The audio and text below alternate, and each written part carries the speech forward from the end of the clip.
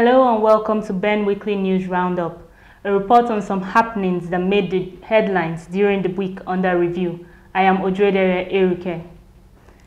The national chairman of People's Democratic Party, Adamu Muazu, held a closed-door meeting with former military president General Ibrahim Babangida on Friday in Minna, the Niger State capital, in continuation of his nationwide consultation with elders of the party.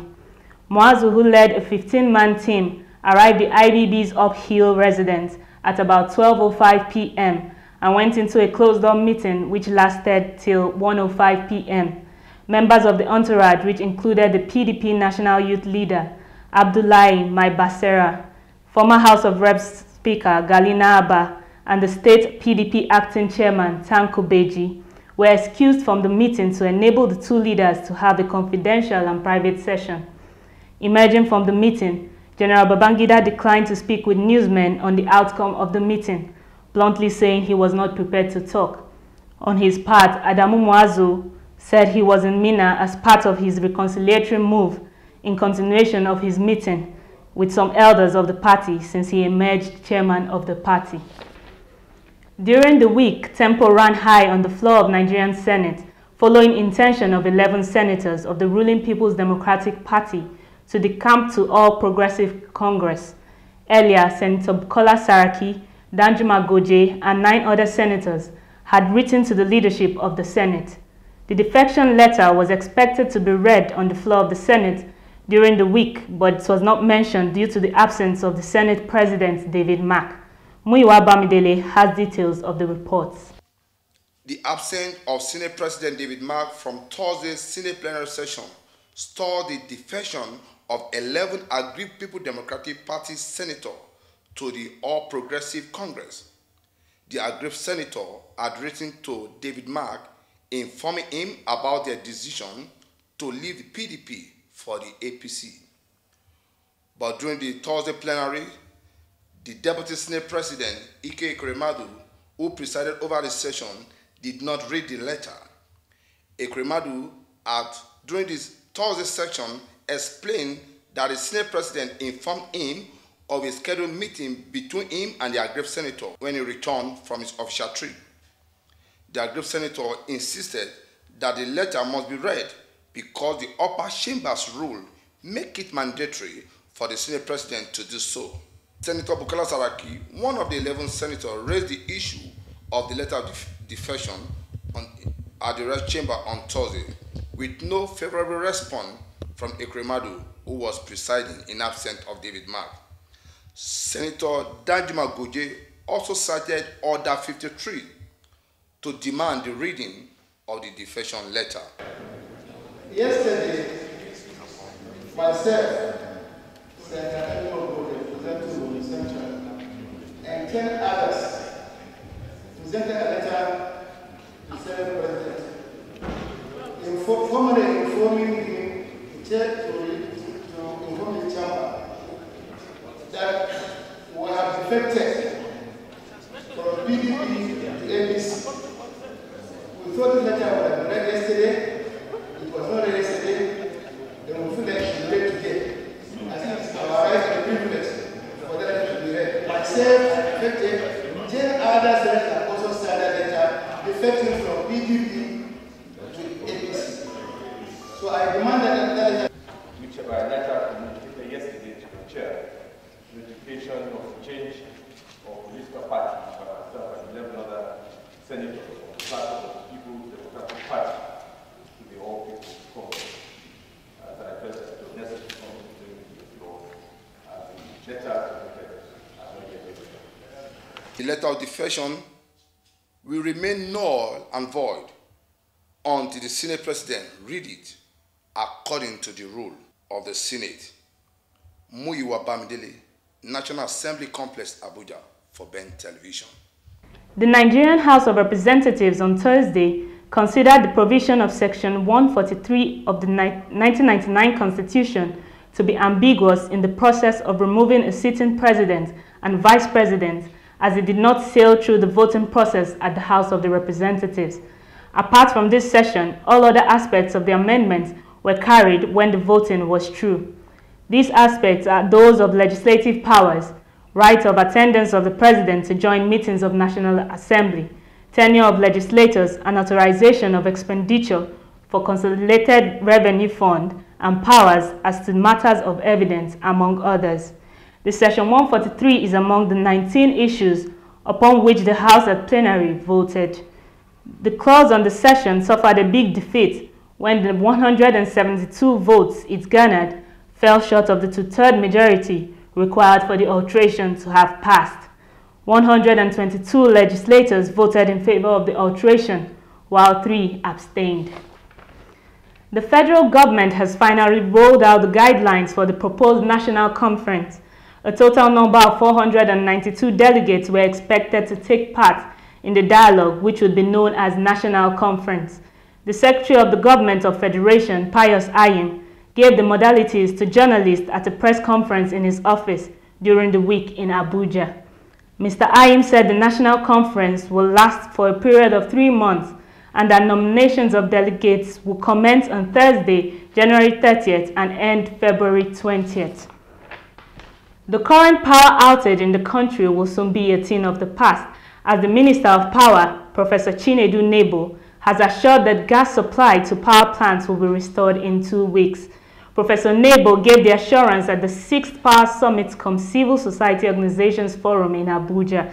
LM Chukwuemeka reports that the minister attributed the shortage of gas supply to the vandalization of gas pipelines and power infrastructures in the nation, promising that there will be an increase in power generation and transmission when the gas supply is restored. We need the support of the civil society organizations and the media to mount campaigns against vandalization of our infrastructure and gas pipelines. These challenges have resulted in underutilization of our generation capacities and limited our capacity to give more power to consumers. As we are all aware, the declaration of the transition electricity market will automatically kick in the contractual obligations of the market participants. I would therefore like this summit to dwell more on critical issues necessary for the nurturing of this emerging fragile market. The minister, however, disclosed that work is in progress to resolve transmission constraints owing to aging infrastructures in order to provide a national supergrid. Earlier, Permanent Secretary, Federal Ministry of Power, Ambassador Godknows Igali, reminded the people that the Federal Executive Council has approved the establishment of a National Council on Power. So President has approved that we should have the National Council on Power, which will bring together, so it will be an expanded forum, as it were, of this summit. So the next summit is not going to be a summit, but it will be the National Council on Power, in which case all the commissioners of power from every state will come with their plans. The theme of the 2-day summit is maintaining sustainable service delivery in the transition and post-privatization era. Ben Weekly News Roundup will be back after the break. Don't go away.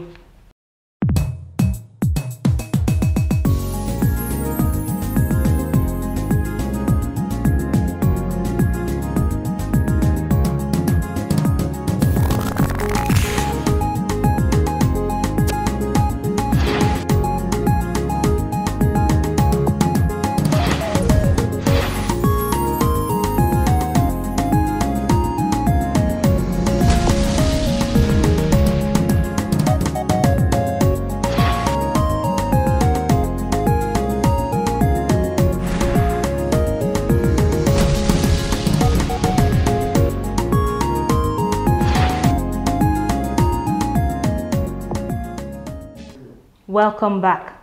The Executive Secretary, National Human Rights Commission, Professor Bem Amgwe, has stressed the need for Nigerians to be aware of their human rights so as to know when they are being violated. Professor Bem Amgwe said this when the founder and members of Next to None came on a partnership mission to unveil the Human Rights Ambassadors Roadmap 2014. Amgwe noted that only when Nigerians are aware of their fundamental human rights will they know when they are being violated.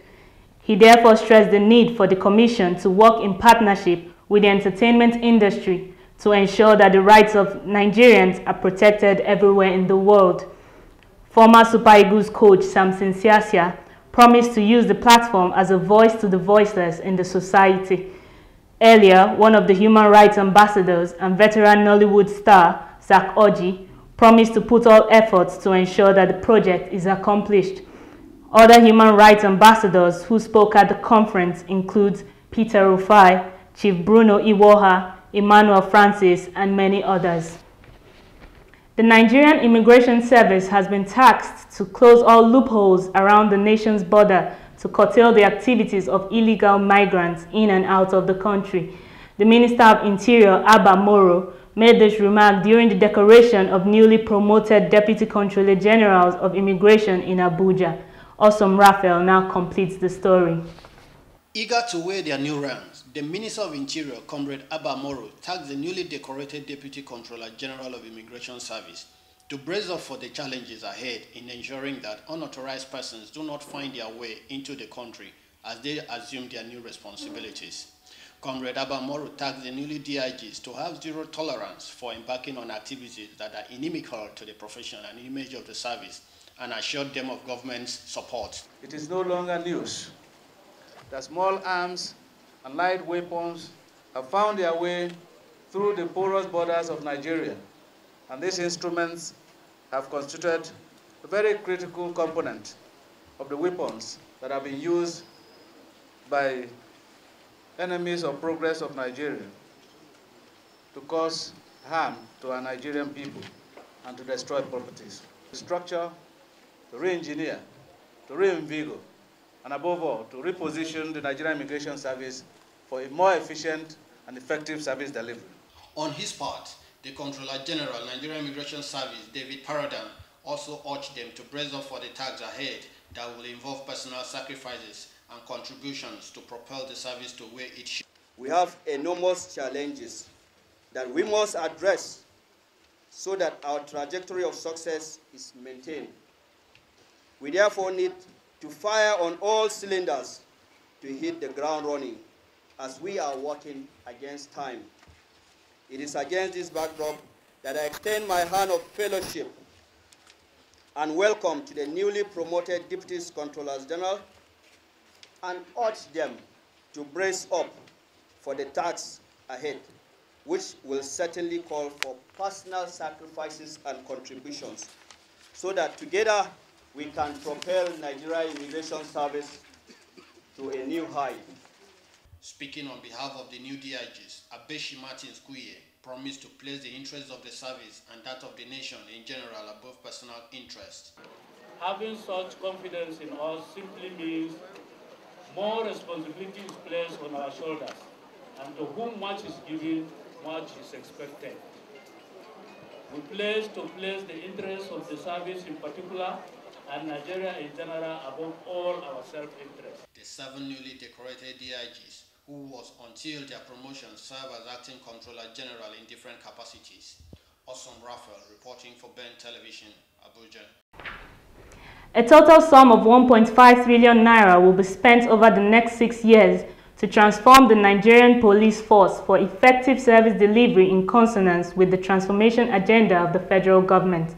President Goodluck Jonathan made this disclosure while declaring open the Police Service Commission 2014 retreat on Thursday in Makurdi, Benue State. Represented at the occasion by the FCT Minister, Bala Mohammed revealed that 60% of the funding will come from government sources, while the organized private sector and other development partners will contribute 40%. On his part, the Inspector General of Police, Mr. Mohammed Abubakar, called for the delegated powers to the Police Commissioner and Assistant Inspectors General of Police to promote any deserving police order ranks, since they already have powers to discipline. The chairman of the Police Service Commission, Sir Mike Okiro, also used the medium to say that the outcome of the retreat would form the basis for the blueprint of the present administration of the Police Service Commission. The sustained drive by the Federal Road Safety Commission towards meeting June 2014 deadline and seamless implementation of the new driver's license has received a boost with a strong pledge by the Federal Motor Carrier Safety Administration, FMCSA, of the United States of America's Department of Transportation to support the FRSC to build a world-class commercial driver's license system. The Chief Commercial Driver's License Division Office, Sheldon Frischner, made this pledge in Washington, D.C. at a meeting to review progress of the various agreements between FRSC and United States of America Department of Transportation agencies over the last 4 years.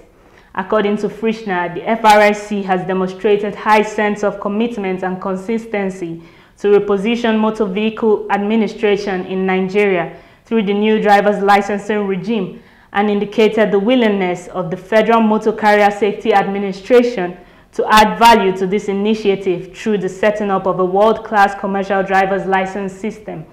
On his part, the Commercial and Chief Executive of FRSC, Osita Chidoka, commended the Federal Motor Carrier Safety Administration for its endorsement of the Commission's numerous initiatives geared towards entrenching safer roads use in Nigeria and the pledge to complement FRSC's drive to restore the integrity of the driver's license. The FRSC team was led by the board chairman, Chief Felix Chukwu. The AU has lifted its suspension of Madagascar's membership on Monday after a new president took office, following the island's first election since a coup 5 years ago. Reuters reports that Madagascar was plunged into diplomatic isolation and donors froze direct aids worth 40% of the Indian Ocean Islands budget when Andry Rajoelina grabbed power with military backing in 2009. Rajoelina handed the presidency to Hairy Rajaonarimampianina, a former finance minister, after a presidential and parliamentary election. As a result of completion of the transition process and restoration of constitutional order, the AU decided to lift the suspension of Madagascar's participation in its activities, though it is assumed international lenders may not be ready to act just yet. The World Bank said it wanted to see the formation of a new government before it would resume normal relations and give budget support. On that note, we end this week's edition of Ben Weekly News Roundup. I am Odredere Eruke. Thanks for watching.